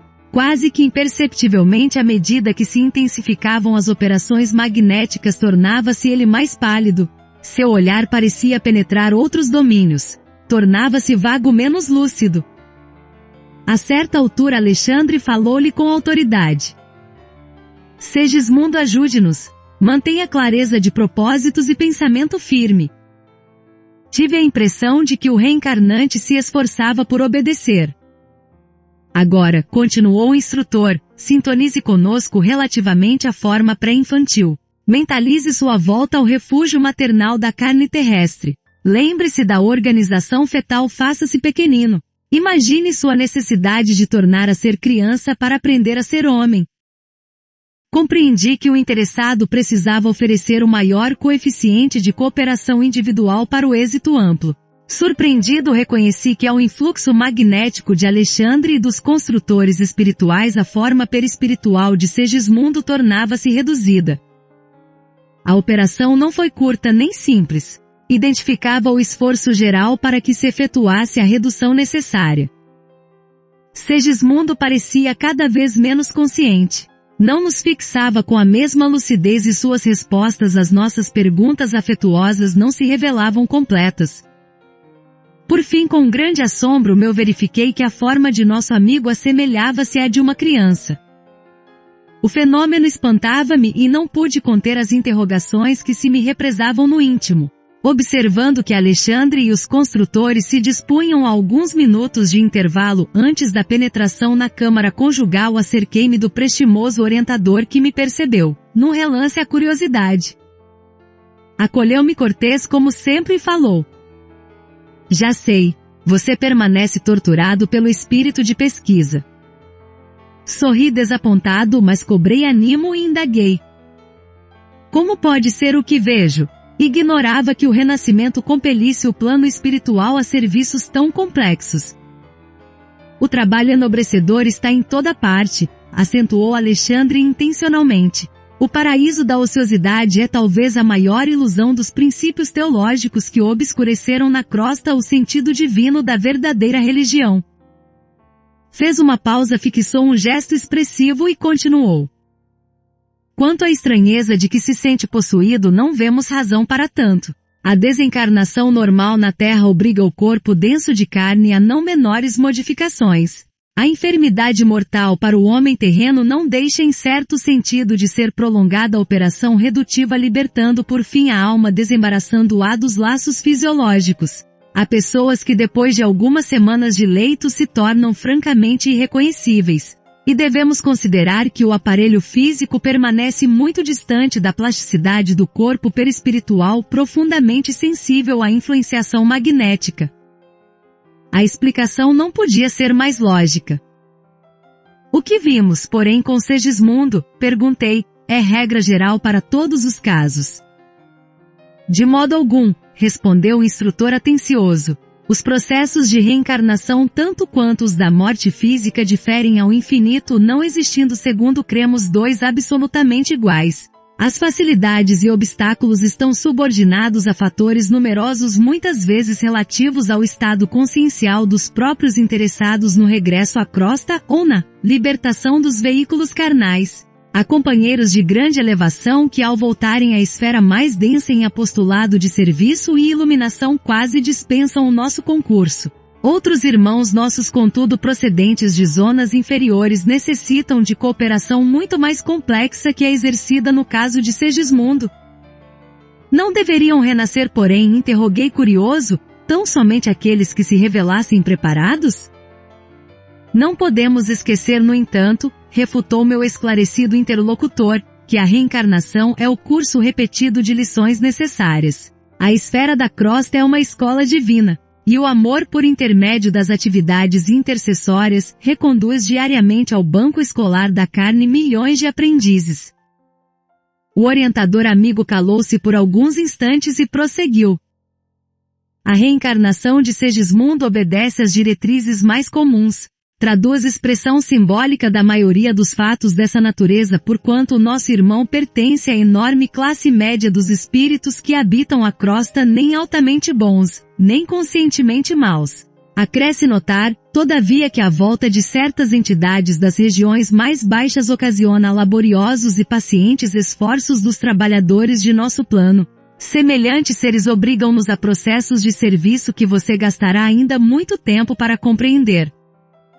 As elucidações de Alexandre calavam-me fundo satisfazendo-me a pesquisa intelectual, entretanto novas indagações surgiam-me na mente sequiosa. Foi então que premido por intensa e legítima curiosidade perguntei respeitoso. O auxílio que vemos atingirá porventura a todos? Aqui nos encontramos num lar em bases retas segundo sua própria afirmação. Mas, se nos achássemos numa casa típica de deboche carnal? E se fossemos aqui defrontados por paixões criminosas e desvarios desequilibrantes? O instrutor meditou gravemente e redarguiu.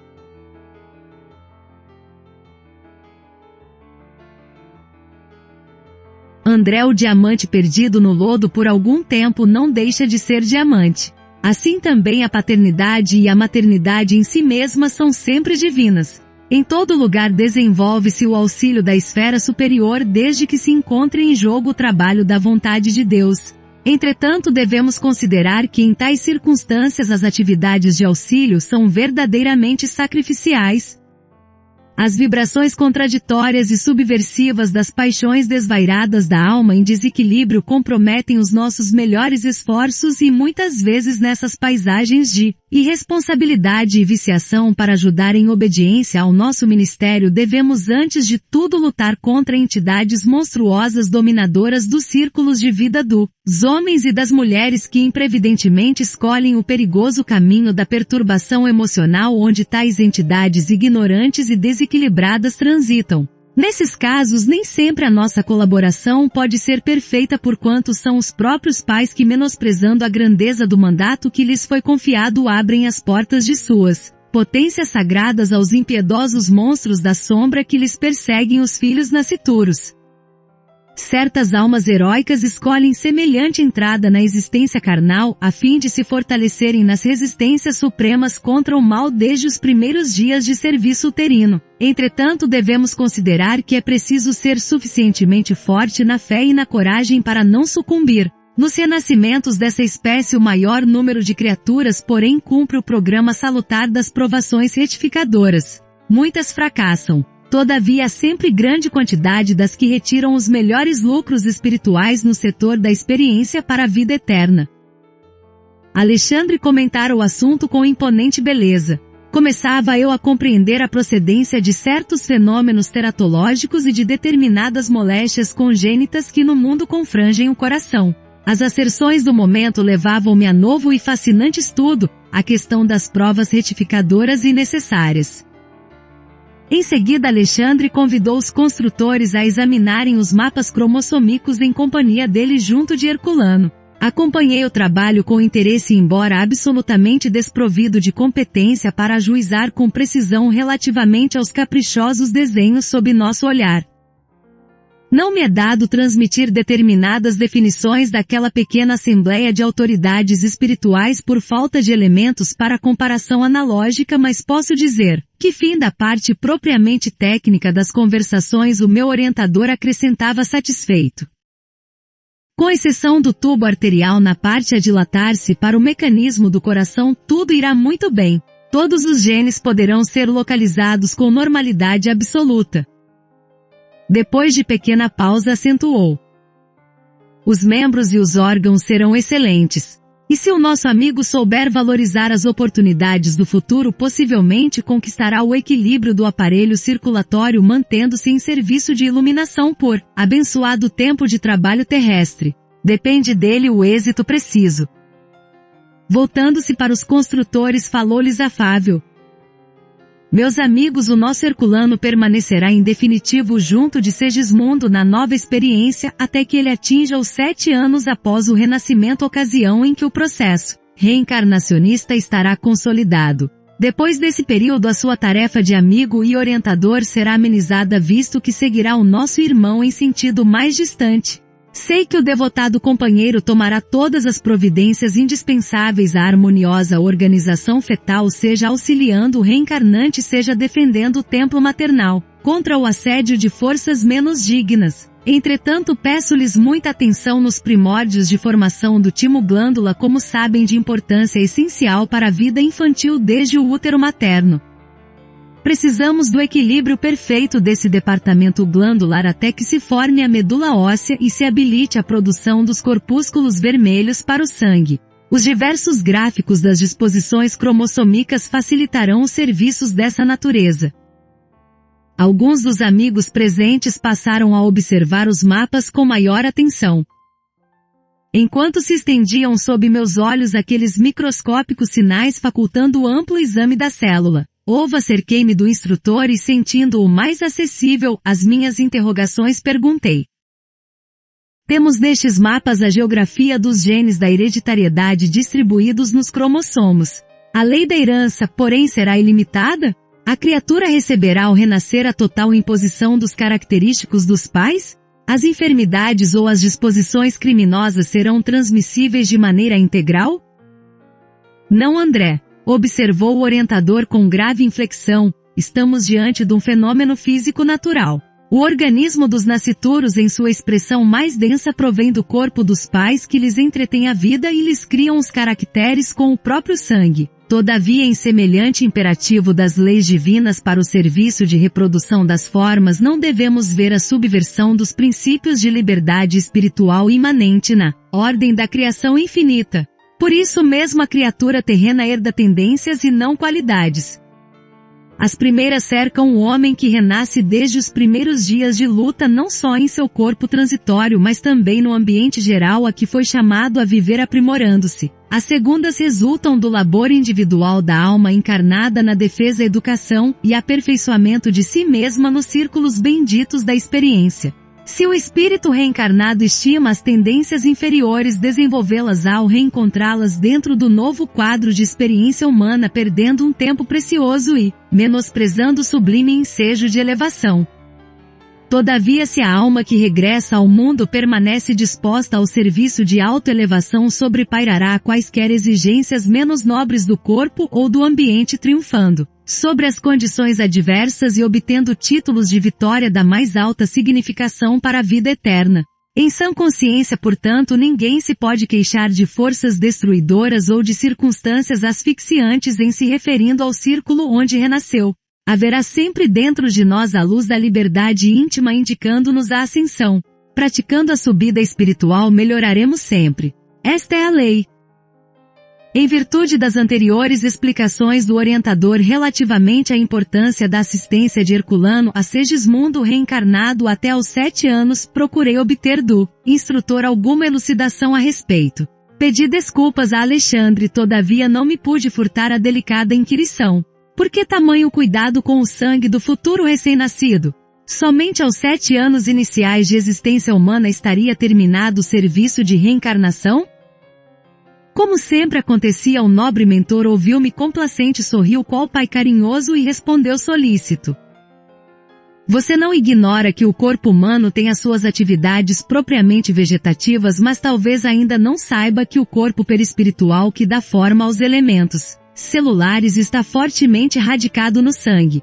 Na organização fetal, o patrimônio sanguíneo é uma dádiva do organismo materno. Logo após o renascimento inicia-se o período de assimilação diferente das energias orgânicas em que o eu, reencarnado, ensaia a consolidação de suas novas experiências e somente aos 7 anos de vida comum começa a presidir por si mesmo ao processo de formação do sangue, elemento básico de equilíbrio ao corpo perispirítico ou forma pré-existente no novo serviço iniciado.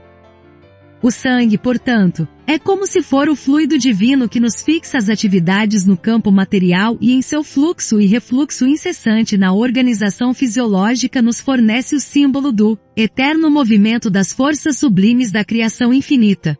Quando a sua circulação deixa de ser livre, surge o desequilíbrio ou enfermidade, e se surgem obstáculos que impedem o seu movimento de maneira absoluta, então sobrevém a extinção do tônus vital no campo físico, ao qual se segue a morte com a retirada imediata da alma. Fortemente impressionado com a revelação do respeitável amigo, observei: oh, como é grande a responsabilidade do homem em frente ao corpo material! Diz bem, acrescentou o orientador, ao se referir com semelhante admiração a esse soberano dever da criatura reencarnada. Sem atender às pesadas responsabilidades que lhe competem na preservação do vaso físico, homem algum poderá realizar o progresso espiritual. O espírito renasce na carne para a produção de valores divinos em sua natureza, mas como atender ao semelhante imperativo destruindo a máquina orgânica, base fundamental do serviço a fazer? Ainda agora referia-se você à lei da herança. O corpo terreno é também um patrimônio herdado há milênios e que a humanidade vem aperfeiçoando através dos séculos. O plasma sublime, construção efetuada ao influxo divino com água do mar nas épocas primitivas, é o fundamento primordial das organizações fisiológicas. Em voltando à crosta, temos de aproveitar-lhe a herança mais ou menos evolvida no corpo humano. A essa altura das elucidações surpreendentes para mim, Alexandre, depois de ligeiro intervalo, continuou: por isso mesmo não desconhece você que enquanto nos movimentamos na esfera da carne somos criaturas marinhas respirando em terra firme.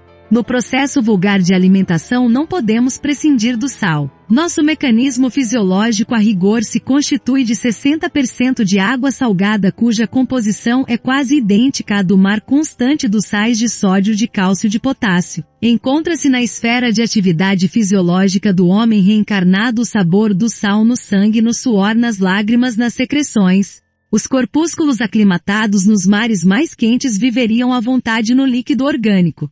Há verdadeiras surpresas de comparação analógica que poderíamos efetuar neste sentido. Não soube o que responder em vista das definições ouvidas, e ante o meu silêncio foi o próprio Alexandre que continuou depois de significativa parada.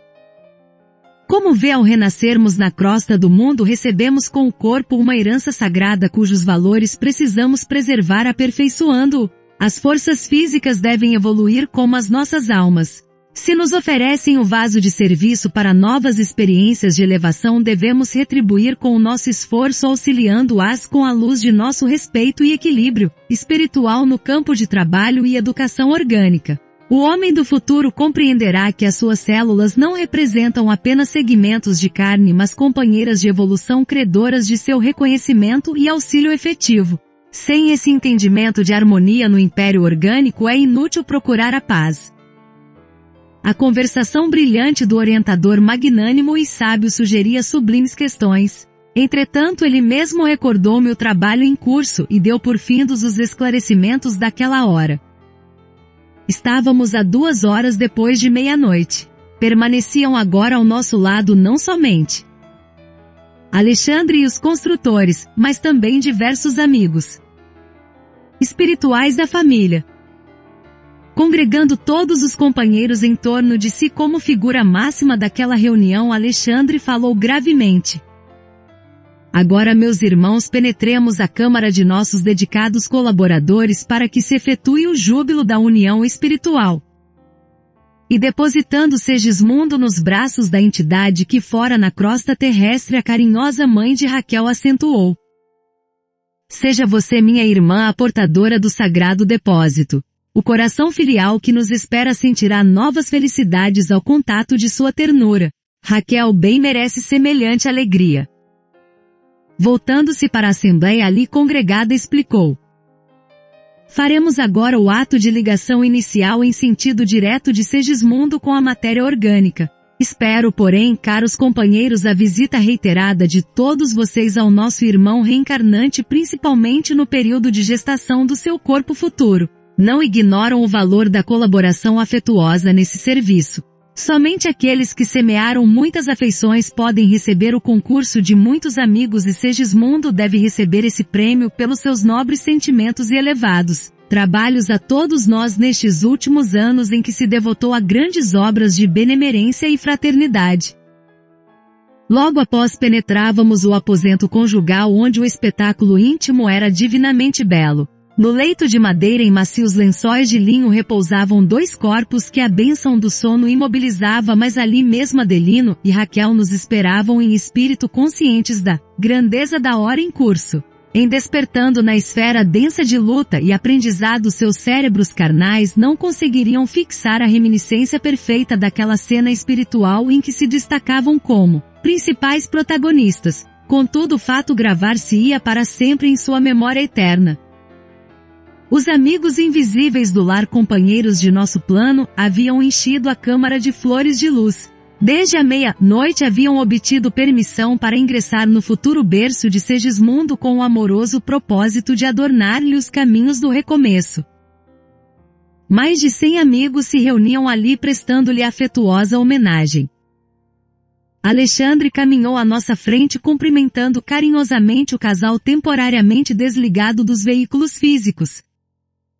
Em seguida, com a melhor harmonia, os presentes passaram as saudações, enchendo de conforto celeste o coração dos cônjuges esperançosos.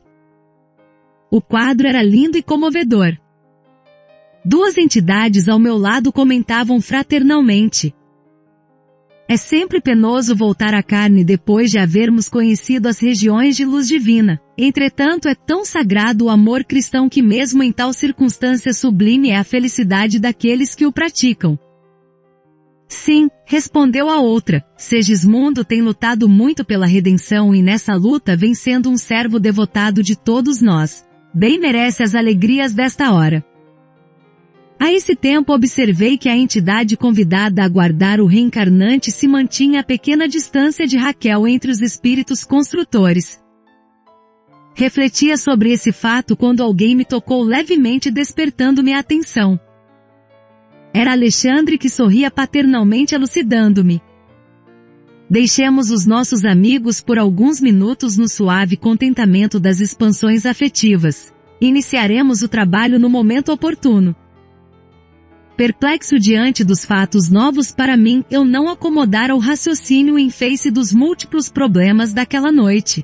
Por isso mesmo alucinantes interrogações vagueavam-me no cérebro. O orientador percebeu meu estado d'alma e talvez por esse motivo deu-me a impressão de mais paciente. Valendo-me daquele instante, indiquei Segismundo recolhido nos braços acolhedores que o guardavam e perguntei.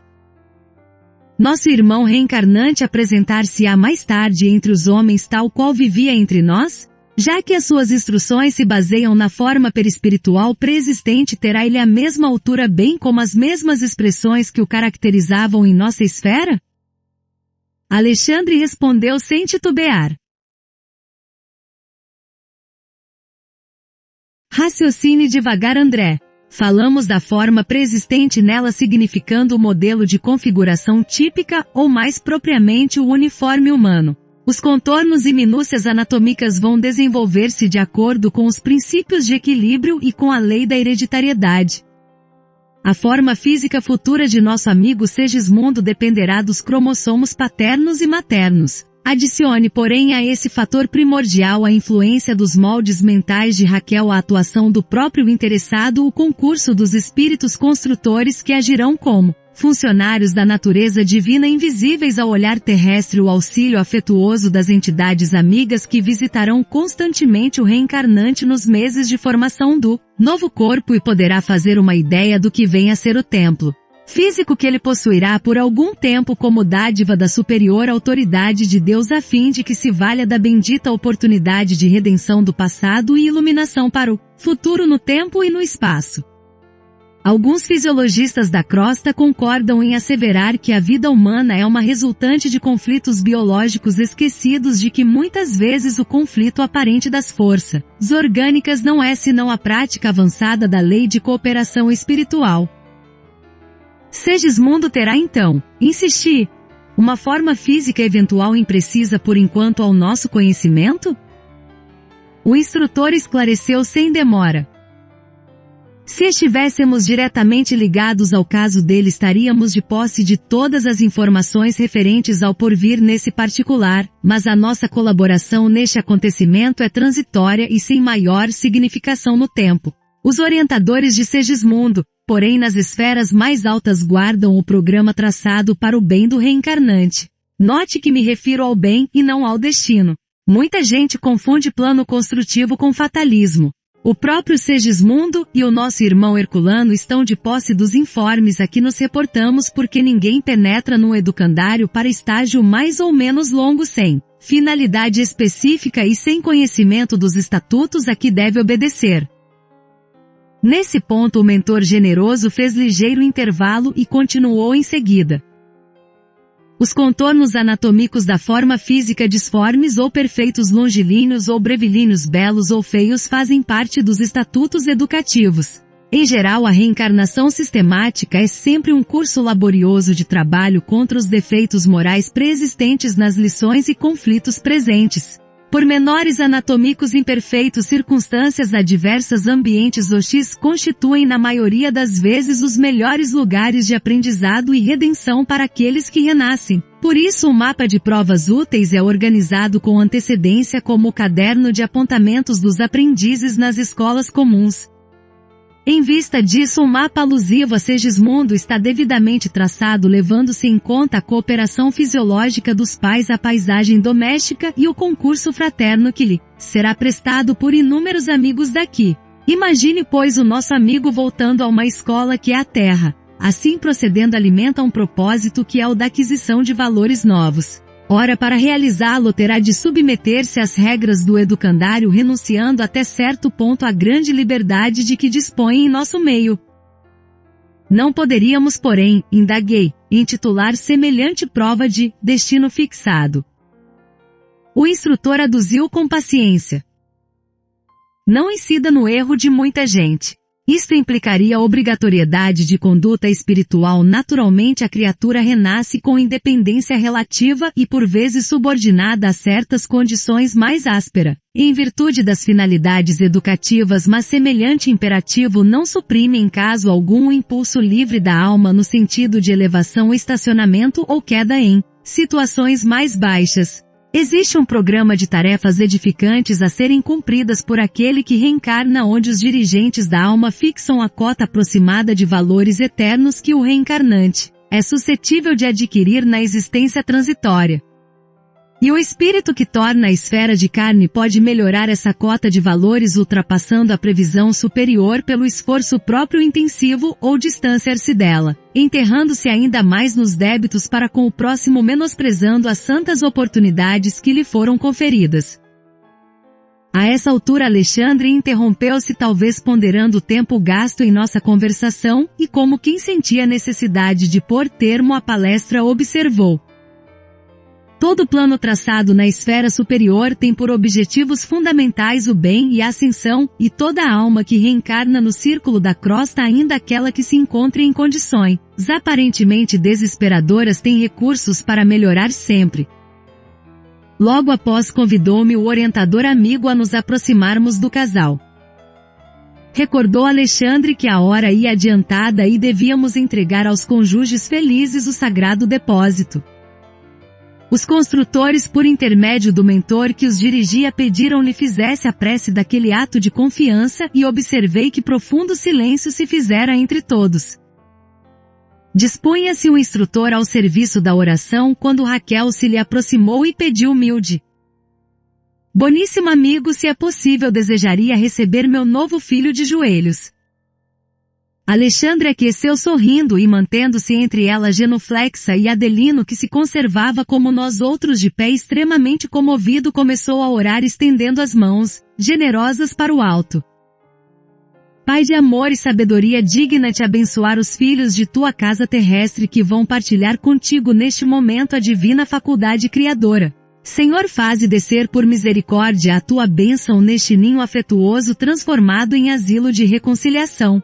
Aqui nos reunimos companheiros de luta no passado, acompanhando o amigo que retorna ao testemunho de humildade e compreensão de tua lei. Ó Pai, fortifica-o para a travessia longa do rio do esquecimento temporário, permite que possamos manter sempre viva a sua esperança, ajuda-nos ainda e sempre para que possamos vencer todo o mal. Concede aos que recebem agora o novo ministério de orientação do lar com o nascimento de um novo filho a tua luz generosa e santificada que dissipa todas as sombras. Fortalece-lhe, Senhor, a noção de responsabilidade e abre-lhes a porta de tua confiança sublime, conserva-os na bendita alegria de teu amor desvelado. Restaura-lhes a energia para que recebam jubilosos a missão da renúncia até ao fim, santifica-lhes os prazeres para que não se percam nos despenhadeiros da fantasia.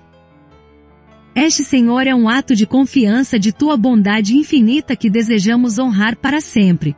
Abençoa, pois, o nosso trabalho amoroso e, sobretudo, Pai, suplicamos tua graça para nossa irmã que se entrega reverente ao divino sacrifício da maternidade.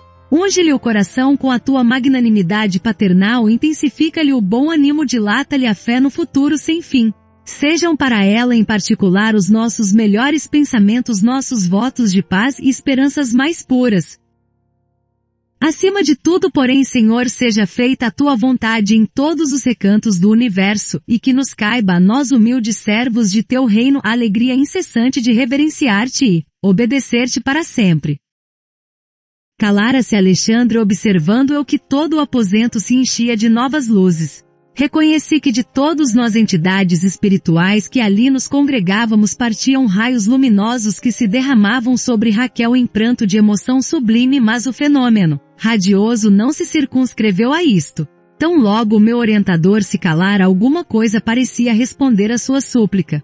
Leve rumor que apenas encontrava eco em nossos ouvidos se fazia sentir acima de nossas cabeças. Ergui-me surpreso e pude ver que uma coroa brilhante e infinitamente bela descia do alto sobre a fronte de Raquel ajoelhada em silêncio. Tive a impressão de que a auréola se compunha de turmalinas eterizadas que miraculoso ourives houvera tornado resplandecentes. Seu brilho feria-nos o olhar e o próprio Alexandre, ao fixá-la, curvou-se reverente.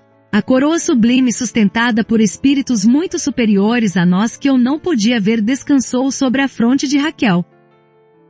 Notei, embora a comoção do momento, que o meu instrutor fez um gesto à depositária de Segismundo para que efetuasse a entrega do reencarnante aos braços maternais. Raquel, dando-me a impressão de que não via a luminosa auréola, ergueu os olhos rasos de lágrimas e recebeu o depósito que o céu lhe confiava. Alexandre estendeu-lhe a destra, ajudando-a a levantar-se, e vi que Adelino se aproximou da esposa, estreitando-a carinhosamente nos braços, beijando-lhe a fronte orvalhada de luz. Foi então o divino mistério da criação infinita de Deus que havia apertar a forma infantil de Segismundo de encontro ao coração, mas tão fortemente, tão amorosamente, que me pareceu uma sacerdotisa do poder da divindade suprema. Segismundo ligara-se a ela como a flor se une à haste. Então compreendi que desde aquele momento era a alma de sua alma, aquele que seria carne de sua carne. Alexandre recomendou aos amigos presentes, com exceção dos construtores de Herculano e de mim, que se afastassem da câmara, conduzindo Adelino confortado e feliz a pequena excursão pelo exterior e guiando Raquel com infinito cuidado ao corpo físico. Disse-nos: agora auxiliemos nosso amigo no primeiro contato com a matéria mais densa. Raquel acordara experimentando no coração estranha aventura. Abraçou-se instintivamente ao companheiro adormecido como navegante feliz ao sentir-se em porto de tranquilidade e segurança. Havia atravessado o espesso véu de vibrações que separa o plano espiritual da esfera física e não conservava qualquer reminiscência precisa da sublime felicidade de momentos antes. Todavia seu sentimento de júbilo permanecia dilatado, suas esperanças transbordavam e uma confiança imensa no porvir acalentava-lhe agora o coração. Seria mãe pela segunda vez? Pensava contente. Essa ideia que lhe não despontava no cérebro por acaso balsamizava-lhe a alma com deliciosa alegria. Estava pronta para o serviço divino da maternidade, confiaria no Senhor como escrava de sua bondade infinita. Não via a esposa de Adelino que Alexandre e os construtores espirituais lhe rodeavam a mente de sublime luz, banhando-lhe as ideias com a água viva do amor espiritual.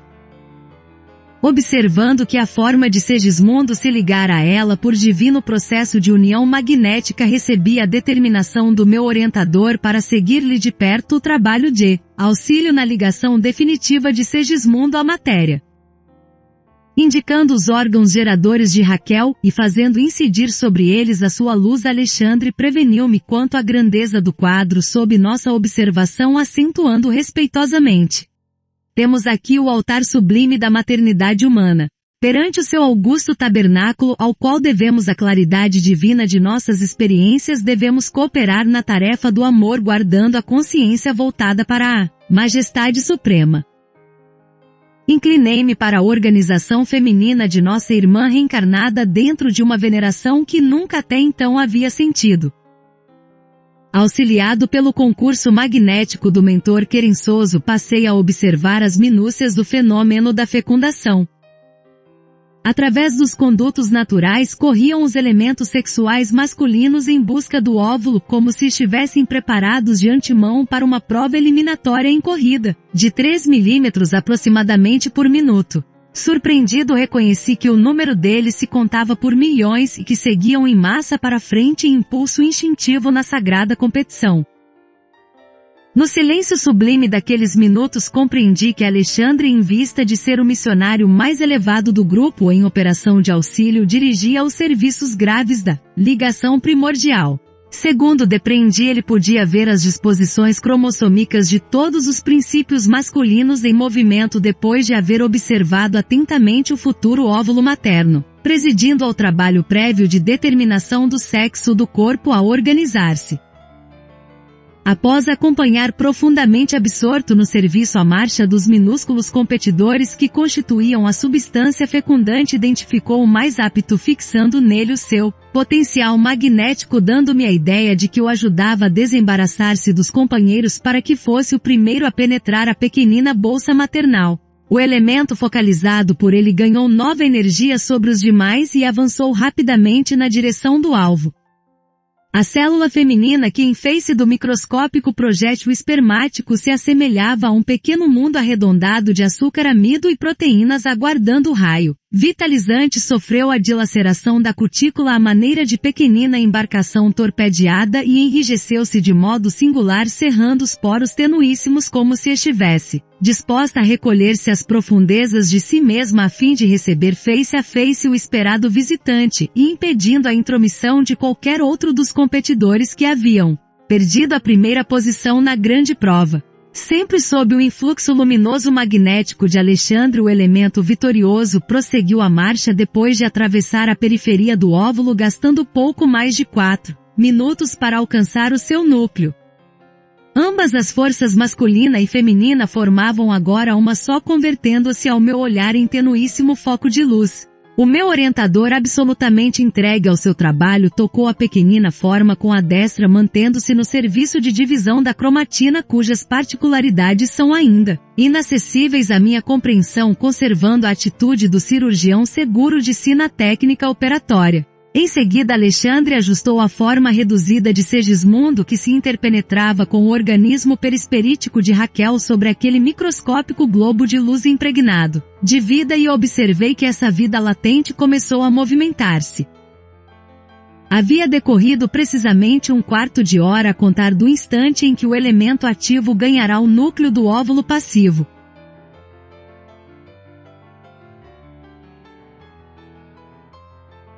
Depois de prolongada aplicação magnética que era secundada pelo esforço dos espíritos construtores, Alexandre aproximou-se de mim e falou: "Está terminada a operação inicial de ligação.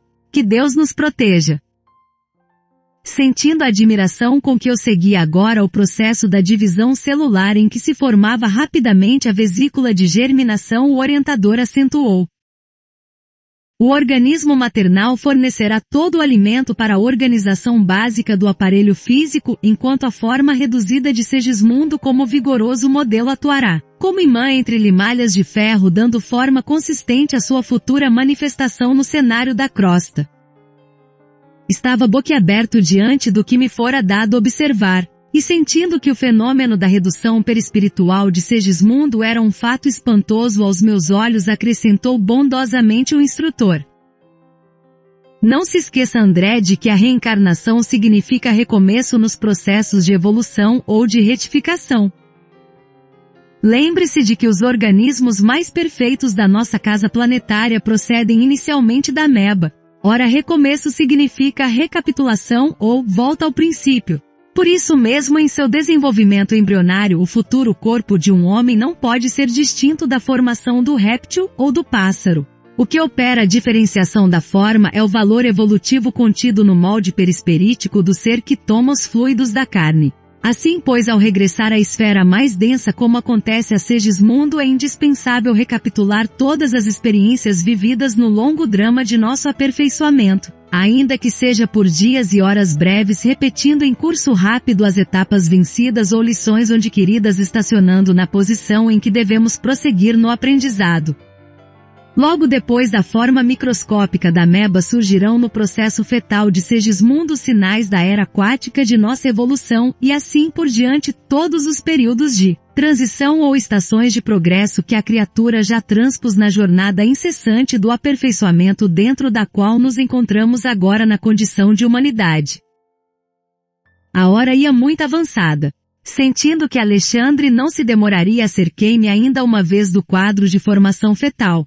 O óvulo fecundado animava-se de profunda vida, evoluindo para a vesícula germinal. O orientador amigo convidou-me à retirada e falou: "Meu trabalho está findo. Entretanto, André, considerando as suas necessidades de valores novos, poderei solicitar aos construtores a aquiescência de sua cooperação fraterna nos serviços protetores, sempre que você conte com oportunidade de vir até aqui." Rejubilei-me encantado.